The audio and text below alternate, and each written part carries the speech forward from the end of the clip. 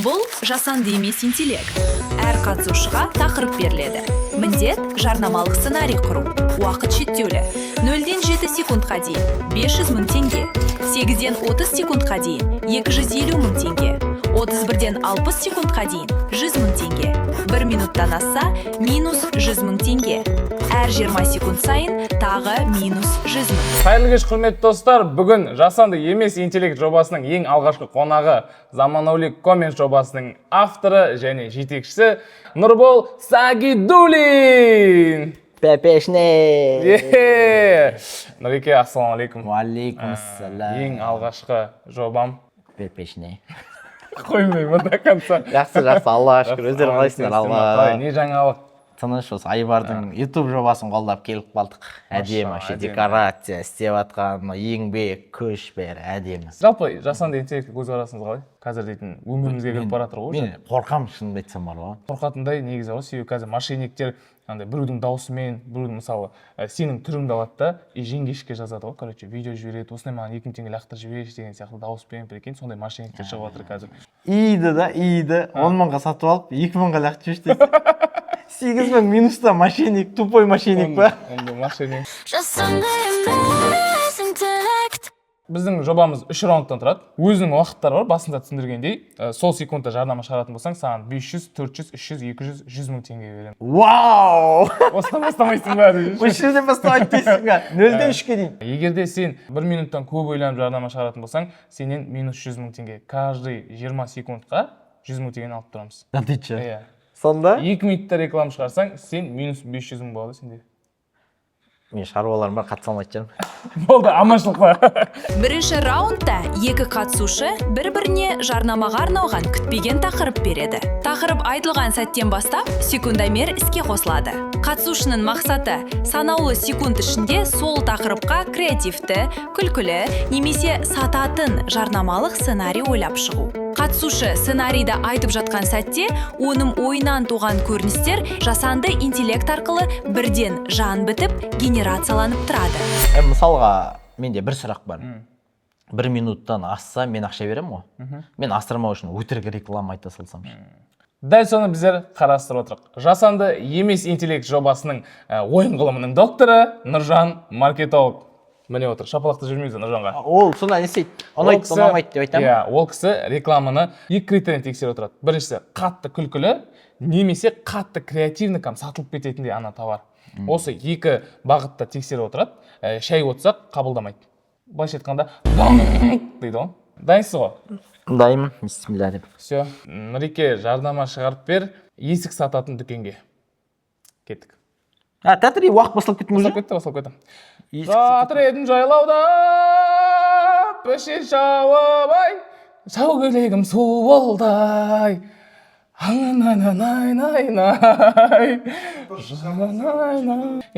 мені уақыт жіберіп қой, жан-жақтан алдау отырсыңдар ғой мені, жан-жақтан сөйлеп. Жатыр едім жайлауда. Так, примерно 300 мыңнан астық па болды, ойланайыр.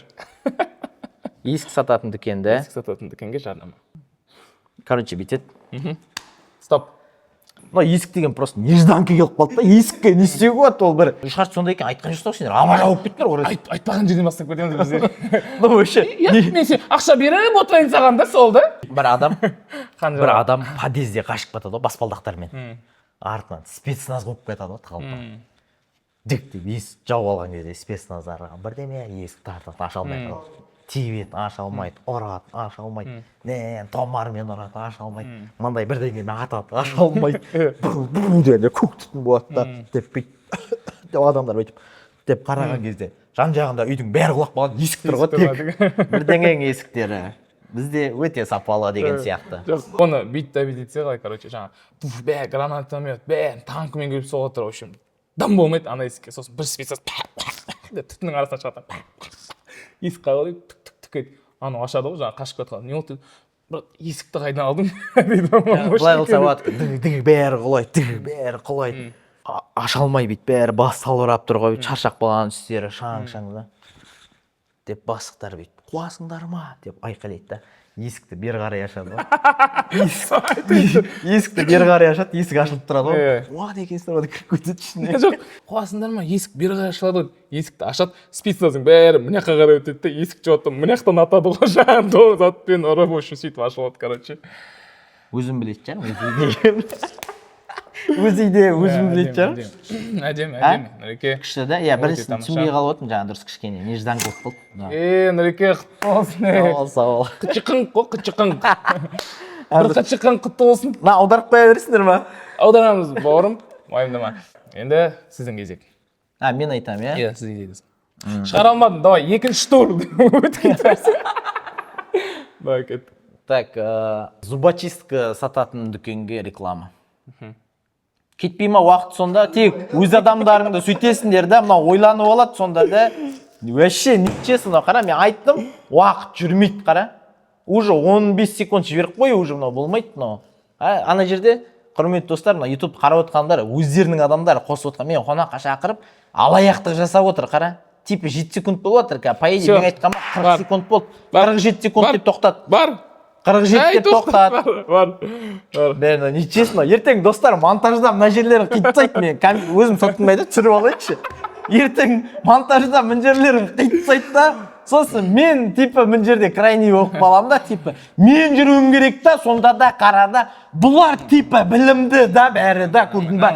Типа білімді бәрі да, мен қара. Мен ақмақ болайын. Нұреке, бір жоба түсіріп отқанда сөйтпеші. Мен ақмақ бола қойын, бұл YouTube-та бар ғой, бірақ болды тек Айбар, Мистер Бейс, Нұржан бәрін керім бола қойындар. Қошемет.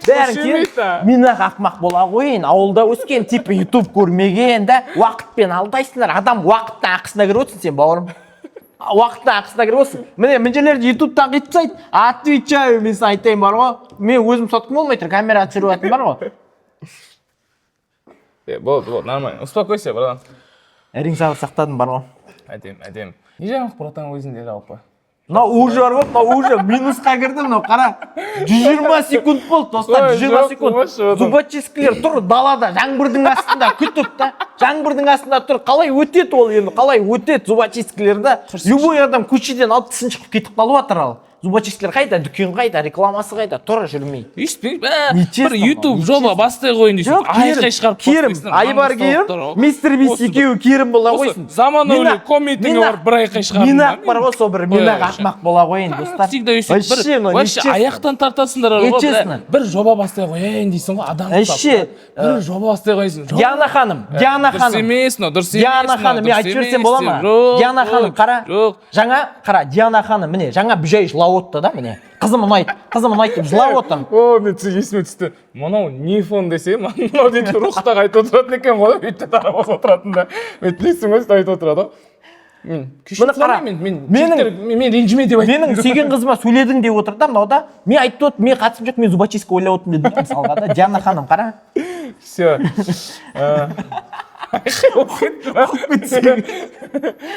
Уже мынау дейді 3 минут жарым болды, уже ойланып отқанда бар ғой. Естесіңдер ғой, короче. Бәрі өздеріңдікі. Ладно, басқа товар айта қойшы, ладно.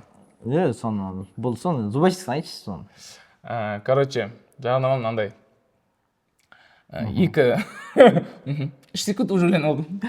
Жағынан мынандай. 2 таудың арасы, Кәрі-Каспий жағасы деп өлең айтып отырсың. Короче, өтірік әңгіме айтып ойланып отыр уже, қара. Мен ақ ақмақ бола қойын, Мистер Бис екеуің керім болды. Екі тау, Иә. ортасында мусор тұр, и андай сым кіреді ғой, бетке майысып атқан сымда кіріп шығады, кетпейді анау. Нән жіп. Дейді, по-любому қалып қояды ішінде мусор. Содан кейін ине бар ғой, кәм инені тығады. Шұқылады, алмай жатыр. Содан айтады, нән ағаштан зубочистка, сол келеді да, тығады да, түк кетіп көтергенде мусор шығып кете бады ғой. Крупный планмен адам түсіреді да. Тежек қояды ғой. Бірдеңе шыққышы, кез келген мусорды, кез келген жерден алып береміз, дейді. Менде мындай бар. Қандай? Тойхананың алды, адамдар түгелесіп жатыр. Или бір көше, кәдімгі түгелес, Жекежанның түгелес сияқты да. Қырылып атады да бейт. Біреу пышақты алады да бейт. Тығып бады. Мына жерден өтке жібереді де, былай қолын ұстайды да. Қалтасына қол, тауам етеді, қалтасына қолын шығарды, зубочистка шығарады ғой. зубочистканы тығып атқан тығып алып до конца тығып зубочистканы осылай айналдырып адамды лақ жүреді анадан ұшып кетеді да алып сөйтіп қанжыр жүреді бірдеңе зубочистка сапасы бірдеңе деген сынбайды короче. Андай болса қалай? Себебі любой зубочистка сынып қала береді ғой. Қазіргі не проблема сол, ол зубочистка қазір проблемасы сатуда. Мен өзім маркетолог ретінде айтайын. Адамдар любой зубочистканы алу мүмкін. Ол тістің арасындағы мусорды алатыны анық қой. Любой зубочистканың мақсаты шығу тістің арасындағы алу. Енді 10 жерде 10 түрлі заводта 10 түрлі зубочистка шығып жатыр. Неге мен именно мынаны таңдауым керек деген кезде ол сапасымен қызықтыру керек та. И типа сапасы көрсету керек реклама. Дұрыс емес па? Мынандай идея бар, короче. Бір адам келе жатады, андай чолморт бала ғой, короче, очки киіп алған, батаны заты бар, бүйтіп андай адамдар қасында қатайып өтіп жатады да, бүйтіп алдынан ана бүйтіп әркімге сүрініп, бүйтіп жатады, кухняға кіреді, столовый, кафеге кіреді, бүйтеді да, зубочистканы көреді, зубочистканы ашады да, ауадан салады да, дескі алып келеді, бүйтіп мына жеріне зубочистка ұстап алатын балдар бар да, дейді да, астынан шығады. Бірдеңе зубочисткалар өзіңе сенімділік сыйла дейді. Қалай осы мысалы? Слабый. Неге ол? Зубочистканың мақсаты не? Адамға уверенность беру ма не? Адам өлтіру ма не зубочистканың мақсаты? Жоқ, ол жерде бүйтіп тығып. Сонда қалай сонда? Адам өлтіресің зубочистканы. Айналдырып лақтырып жіберсең де сынбайды деген мағына ғой. Ол жерде сен дәл осы реклама өзіңе уверенность сыйла дейтін, мысалға бір energy сияқты бірдеңе болса, сен шаршап кетті, ішіп алды, күшейіп кетті болса. Зубочистка тағып алатын адамдар бар ғой, братан. Енді ол ой, сенікі дәмбісің, адам өлтіреді дейтін біздің жобаға қайшысы келмейді, ол адам өлтіреді дейтін. Өлме, қара. Адам өлтіретін пистолет бар, шағың бар. Зубочистка шықмайды. Айналдырып лақтырып жібереді, зубочистканы сүртеді, бірдеңе зубочистка, бірдеңе ана адам деп тіреліп. Нифига сіз, мен өзім жоба шығарам, өзім ұтылам ба? Сендер тыңсыңдар ғой. Өзің тың. Ла, екінші раундта, үшінші раундта жеңіп барсың. Айбар, тұра ғой енді. Айбаржан. Тау дейтін нормально. Онда атылам, онда Айбар. Бір жоба шығарғанда естесіңдер. Айбар. Керемет. Давайте, Нұрболға қошемет. Давайте, ендеше көптен күткен екінші раунд. Екінші раундта екі қатысушы бір-біріне жарнамаға арналған тақырып береді. Және қосымша кез келген 3 сөз ұсынады. Сен ұтыпсың, сен бірінші бастайсың, мен саған тема айтамын. Давай кеттік, бастайық. Қуырылған балық сататын асханаға, кафеге жарнама шығарып берші. Ішіндегі 3 сөз. Тәтір, 3 сөз дейді. Острый, Каспий, ақсақал. Кеттік. Кетті ма уақыт? Мен резко стоп десем бола ма? Стоп онда. Вау, тамаша! 4 секундта, прикинь. Айтып атқан кезде уже бүйтіп ана бірінші балық сататын дүкен деген кезде бүйтіп миымен ойлап отыр едім, кафе деген кезде ана сөздер үстіне бүйтіп кигізе қойдым ғой тек. Дәл болды. Короче, бүйтеді теңіздің асты. И потом дастархан жайылып тұрады ғой. Балықтардың бәрі адамдар ұқсап тамақ ішіп жатады, айналып та. И ортасында бір үлкен сазан отыр да, короче. Басында тақиясы бар, мына жерінде сәл сақалы бар, аппақ. Не, орамалмен бүйткен әйелі отыр, карас па бірдеңе да, короче. Карас. Шабақтар отыр да, Қытай. Мамасы тамақтарын ішіп алып тұрыңдар деген сияқты айтып жатады ғой. Ақсақал тұрады да. Мына жағында өзінен сәл Қытай сазан отыр ғой. Мына әулет саған аманат дейді ғой, типа. Бізді осы күнге дейін ешқандай теңіздің астында жамандығымызбен көрінген жоқпыз. Осы отбасыға сен қарайлақ қой. Давай, балдарым, аман болыңдар, әйелімен бәрімен қоштасақ та, судың бетіне шығады да, мана кафеге кіреді. Мана кафеге кіреді де, газовкаға мінеді де, сковородкаға жатады ғой. Сковородкаға жатады, сковородка қуырады да, бір адамның алдына апарып қояды. Адамның алдына апарып қойған кезде камераны тартады. Манағыдай бір отбасы отыр, ортасында ата бар, ха деп бәрі күліп, балық жеп жатыр ғой. Бірдеңе балықтары бізде ең дәмді, таңдаулы балықтар дейді. Мен соңында ойлап едім, типа андай болатын шығар деп. Адамдардың отбасына келді. Сөйтіп ояқта да бір ақсақал отыр ғой, короче. Бір ақсақал сол балықты жеді да, балдарым мен жүрейін дейді ғой. Ата қайық барады, кетеді да, барып суға түседі, сазандар талап атады ғой.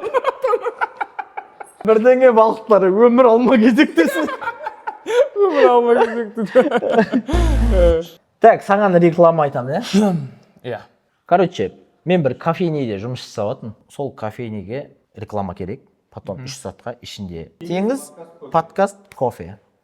Типа, уақыт қоспайды да өздерінің адамдарына да, типа, мен ақымақ. Болды, Айбар мен мистер Бискерім ютубта, мен ақымақ бола қойын. Осы жерде ауылдан келген, типа, қара, уақыт енді осы айтқан 40 секунд шыққа, 43 секунд деп жаз резко. 43 секунд деп жаз. 40 секундтан кейін бар қосты уақытты мына. Бәрі ақымақ қылып отыр бізді. Kitchen Hub'қа бір жігіт кіреді, анау келіп айналып отырады да, алдында коктейльдер толып тұр ғой. Фраппучино бар, кофе бар, заттар сөйтіп алады да, фраппучино алады да, ішеді ғой. Ішеді да, ішкенде кетіп Гавайяға кетеді ғой. Қолында фраппучино бар. Мына жерінде андай кокостың затынан жасалған киім бар ғой. Іш киім. Сондаймен шөптермен Ақ мини юбкамен. Иә, мынандай сала деп билеп отырады. Мына түсінбей қалады, қолында фраппучино. Ё-моё дейді. Пляжда кәм, бичте жүр да, бичте. Ё-моё қояды. Кофені алады. Сол деп ондай эмоциямен да дейді да, и кофені ішеді, капучино, кофені ішеді, кетеді да, жаңағы отырған жеріне кетеді. Полный тишина. Демалып отырады, кайф та. Содан кейін айс кофені ішеді, трубка, айс кофені мұзды қытырлады. Мана ысаттар терлеп тұр. Сол кезде салқын жел тұрады ғой. Андай типа таудың басында свежий воздух, салқын. Деп кайфовать етеді ғой. Содан кейін тұрады да. Ішеді да, полный қап-қара болып қалады ғой. Тек адам тұр, Бұл свет жоқ. не шай болады бұл неден? Дым, свет жоқ, міне қап-қараңғы адам тұр, бүйтіп тұр да. Дейді, жан-жағына дейді. Бокалдағы бітіп қалған ғой, короче, түсіндің ба? Бітіп қалғанда, ё-моё, уайымдайды да. Тағы маған біреу дейді, тың кетіп алдына тағы коктейльдер келеді ғой. И соңында слоган кетеді ғой. Kitchen Hub дәмді сусындары, әр жұтымы саяхат. Ана ұтылдым ал.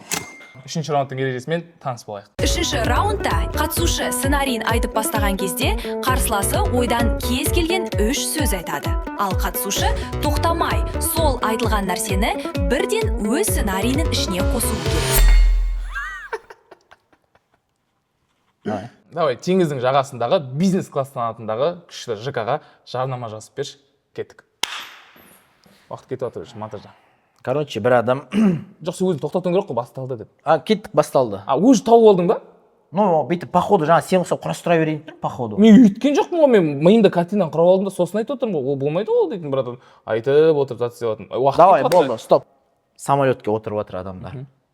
Басқа елден самолетке отырып жатыр да, и самолет ұшты ғой. Маймыл. Самолет ұшып батады, и орманның үстіне ұшып батады, маймылдар жүгіріп жатыр. Астында ма? И астында маймылдар жүгіріп жатыр, ұшып баратыр да, түн болады ғой күн. Түн болады, дым көрінбейді. Дым көрінбейді. Бір кезде күн шыққан сияқты батып кетеді ғой кейін да. Оказывается, төменнен прожекторлер жанып жатыр екен да. Ана ұшып баратқан жоқ болсаң да? Ұшып баратыр самолет, прожекторлер түсіп жатыр ғой. И бір қаланың үстіне өтіп батады. Бір свет жанып тұрады ғой. Бір свет. Сілекей. И анау сілекей ағып қарайды ғой. Мынау не свет? Да, ну, не, қала, вообще свет көрінбейді. Бұл не свет болуы мүмкін деп қарайды да бүйтіп. Самолет бүйтіп соның үстіне жақындай бергенде көрінеді ғой. Қаланың светтері бүйтіп бұлыңғыр болып толып жанып тұрады да. Ана ЖК-ның светі жарқырап тұрады ғой. Үстінде ЖК-ның аты жазылып тұрады. Бірдеңе ЖК. Болашағың жарқын болсын. Иә, болашағың жарқын болсын. Давай, бір фастфудқа, суши сататын фастфудқа реклама. Соны айттым, банально ғой, суши Да, өзім солай шештік да. Ну, примерно бір 60 секундтай болды ғой уже. 69, 70, 71, 72, 73, 74, 75, Все бар. 76. 76 секундта таптым. 76 секунд дегеніміз 1 минут 16 секунд. Самолет ұшып баратыр, короче. Басқа самолетке мініңдерші. В общем, самолет ұшып баратыр. Салонның іші қап-қараңғы, бәрі қарны ашып кетті, ешкім ұйықтамаған, гр кеткен қарны ашқан звуктар шығып кетті. Бәрі терезеге қарайды. И самолеттің сыртынан да түсіреді ғой, короче. Сыртынан терезенің ішінде иллюминатор дей ма? Соның ішінен адам көрініп тұр ғой, бүйтіп мынасынан жоқ, бәрі жерге қарайды. Смала. Самолеттен смала ағып жатыр ғой, короче. Адам бетін көріп тұрса, сілекей ағып жатыр ғой адамдардан, короче. Самолеттің де қарнаш, бәрінің қарнаш, короче. Сөйтіп қарап жерге қарап жатыр. Жерде сушилар толып тұр, кәм әдемі болып кесілген, алыстан көрініп тұр. Қашан жетеміз екен деп. И анақта іште тауық отыр, короче, қасында да тауық отыр. Айтады ғой, тауық дейтін, бақ дейді. Анақтан, мені жемейсіңдер ма хотя бы дейді ғой. Сосын аналарға айтты, сені күнде жеп жүріп, біз басқа затты аңсап отырып дейді да. И самолет қонады сушидің үстіне. Исуф Мироғлы. Самолет қонады, самолеттің есігі ашылады да, ішінен бүйтіп екі диглмен Юсуп Мироғлы шығады. Нари-нари-най. Кадр отделение қолында екі тауық тұр ғой, короче, екі тауық тұр да. Сет Юсуп Мироғлы, екі чикен подарка дейді ғой, короче. Қолында екі тауық тұр. Қалай жалпы жоба туралы? Күшті. Бұл өйтіп миың жасамай қалады екен, аяқ астынан айтқан кездер ғой. Но жалпы енді суммалар кетіп жатыр ғой, 100 мың ұтып жатсыз, 300 мың ақша ұтып жатсыз. По идее айтып жатқан идеяңыз 5 миллионға ұтады дейтін идеялар ғой. 30 секундта шығарған идеяңыз 5 миллион теңгенің сценарий ғой, мен сізге айтайын. Онда соны 5 миллионға сат, миллион сенікі 4 миллион әкеліп тастаған. Болды ғой, братан. Күшті екен, проект күшті екен, жалғасын таба берсін. Дәл осы видеоның комментарийіне кез келген бір сценарий жазыңыздар, соны біз AI-мен генерировать етіп, келесі выпусктың ең бірінші басына қоямыз. Бүгін бізде қонақта болған Нұрбол Сағидуллин ағамыз.